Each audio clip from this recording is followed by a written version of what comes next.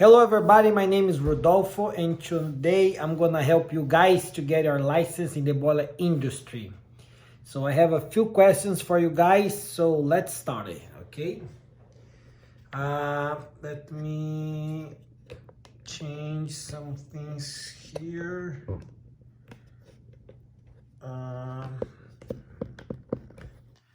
Okay, so let's start it here, okay?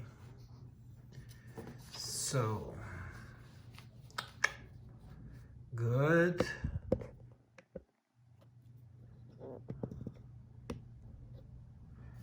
Perfect. So, question number 1. Name 2 types of calorimeters. Name 2 types of calorimeters. So we have the separating calorimeter and throttling calorimeter, okay? Next question. What's the critical pressure of steam? What's the critical temperature? So the critical pressure is 3206.2 psi and the critical temperature of steam is 705.4 degrees Fahrenheit. What does HFG represent? What does HFG represent? Latent heat of evaporation. Latent heat of evaporation. Vacuum gauge reads 26 inches and the barometer reads 29.3 inches. What is the absolute pressure?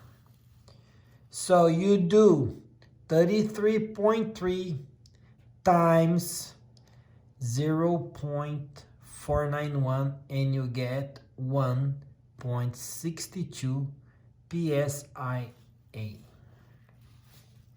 A boiler operating at 100 psi blow down to a blow down tank. If 200 pounds of water is blown down, how much of the condensate is converted to steam? Okay. So, here is the formula. Okay. So, very complicated, but possible to do it. What is isothermal and what is isobaric? What is isothermal and what is isobaric?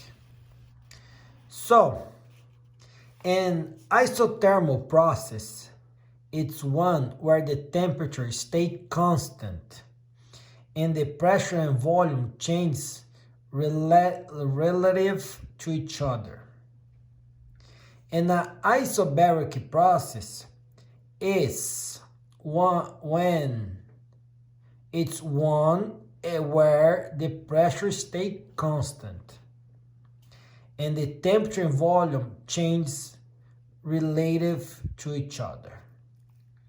So an isotherm process is one where the temperature stays constant and the pressure and volume change relative to each other.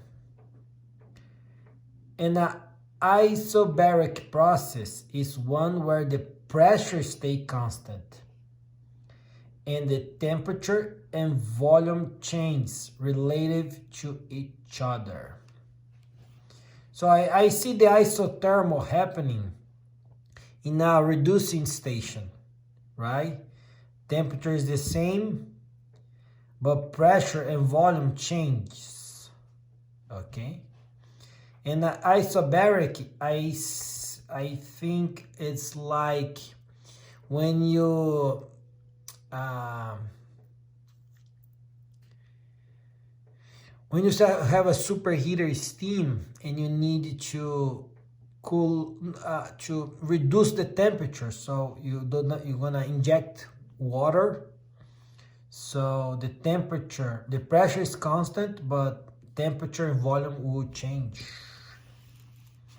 Name 3 sizes of a manhole cover and handhole cover.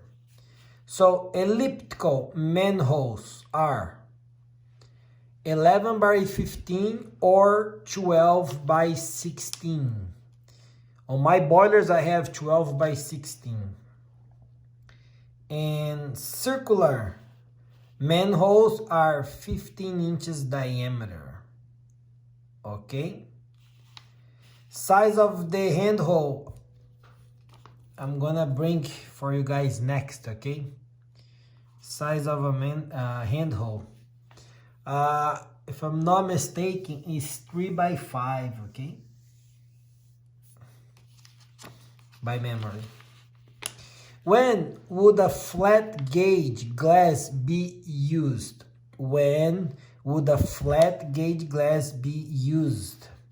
Flat gauges are typically installed for pressures at 250 and above. Below that, you use the regular circular one. Name 3 types of street boilers are subject to. Name 3 types of street boilers are subject to.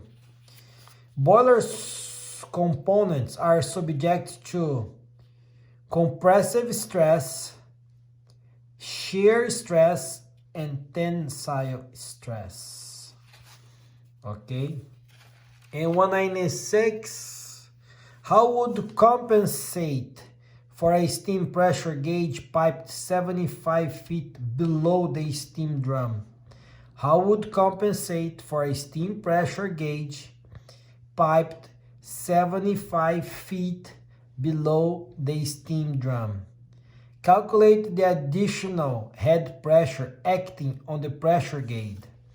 So 75 feet times 0.434, that's PSI per square feet.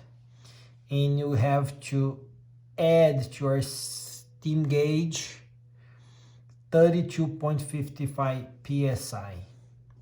So if you know for fact that you are 100 PSI, down there will be showing 78. So then you adjust to, down there 75 feet below, the gauge will show, will show 132.5. So you bring it down the needle to the arrow to 100. Okay. So we have to compensate 32.5 PSI. So for you that's a beginner, okay, going for the lower license, I will pay attention to this one. What's the critical pressure of steam and what's the critical temperature?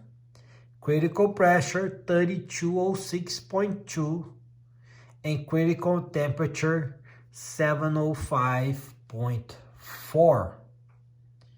Okay, and you may find for beginners, when would a flat gauge glass be used?